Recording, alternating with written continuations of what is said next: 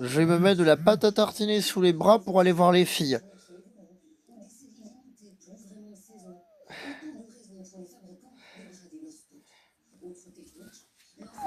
Allez.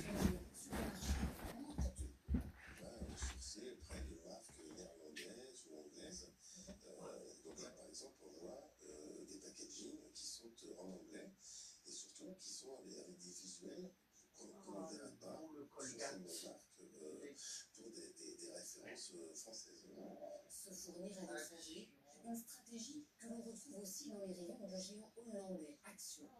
En magasin, pas de décoration, pas de marketing. Chaque détail a été pensé pour économiser. Et moi, ce que je trouve dans le magasin, c'est qu'on entend jamais de musique. Et ça, c'est une stratégie, ça leur évite de payer les droits de diffusion. Réduire ses coûts à chaque étape pour proposer des prix attractifs. La recette du succès de l'enseigne, selon ce spécialiste, qui cite une autre technique du discounter, proposer le même assortiment de produits dans tous ces magasins en Europe.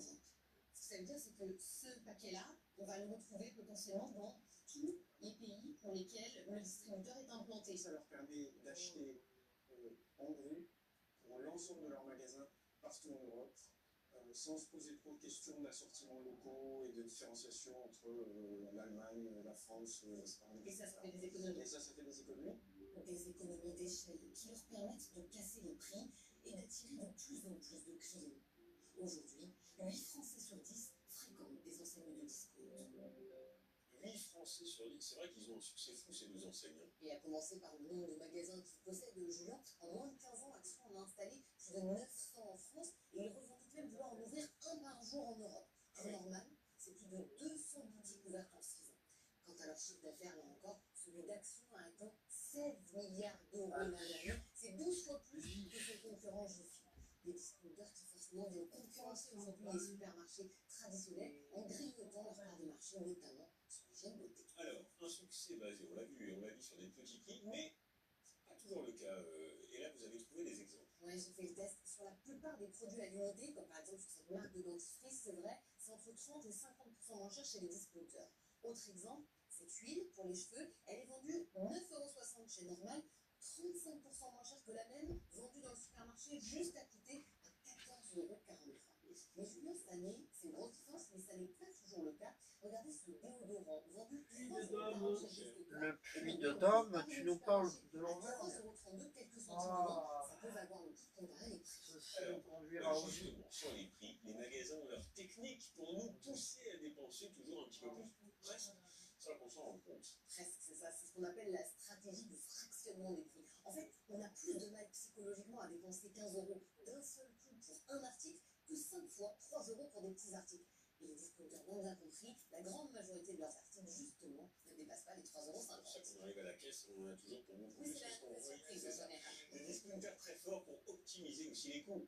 On l'a vu dans le reportage, tout est calculé au moindre détail. Action utilise par exemple des camions, vous allez voir, à double pont conçus pour eux. En fait, ils ont un étage supplémentaire. Ça leur permet de transporter 60% de marchandises de plus qu'un camion classique. Et surtout, ils sont réapprovisionnés quasiment tous les jours parce que avoir du stock, ça immobilise des mètres carrés et ça ne rapporte pas d'argent. Et les magasins de discount Dorothée, ça existe depuis longtemps? Le tout premier, il voit le jour en Allemagne. Après la Seconde Guerre mondiale, à l'époque, deux frères, Karl et Theo Albrecht, reprennent une petite épicerie et rêvent d'en faire un magasin moderne.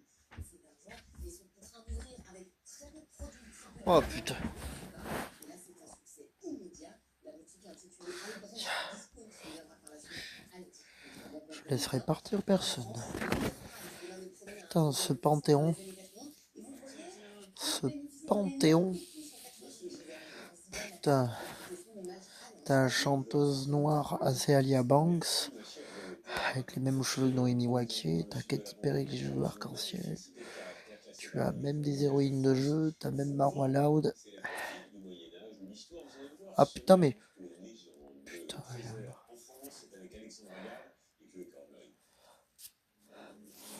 bah. Bah. Bah.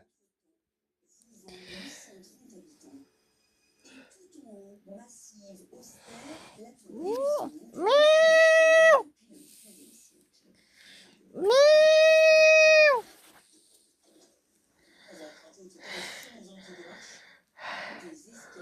Co. Des murs épais. Ludovic Giron connaît tous ses secrets. Oh. Cette tour de 36 mètres aurait été bâtie par une fée au mur secret. Co. Bah.